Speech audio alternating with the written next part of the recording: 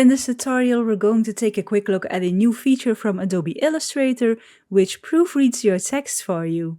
Now, to proofread your text in Adobe Illustrator, there are several options. First, we need to select a box containing text. And then we have three options. We have this contextual taskbar, which gives us the option to proofread. We can use the quick actions in the properties window. If neither of those is visible, you can go to Window and then check Contextual Taskbar and Properties here. Or with your text selected, we can go to Type and then choose Rewrite here, which opens this contextual taskbar. But when you press this downward arrow, you can see that you can choose Proofread. So Proofread in Adobe Illustrator checks your spelling, your grammar, your punctuation, and the proofreading supports up to 4096 input characters and only supports languages available in Adobe Illustrator.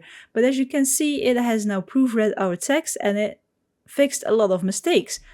But I can already see that it missed this one here. There should be a space. So the point here is always double check because it is AI and it can make mistakes.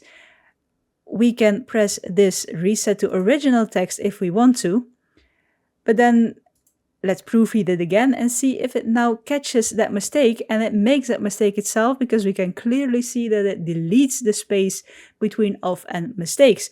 So then you can go in yourself and then put a space where there's a space needed. So always double check, but this proofreading option is in Adobe Illustrator is there to help you, to help catch mistakes, errors you didn't see maybe, but always double check because it is AI, it can make mistakes.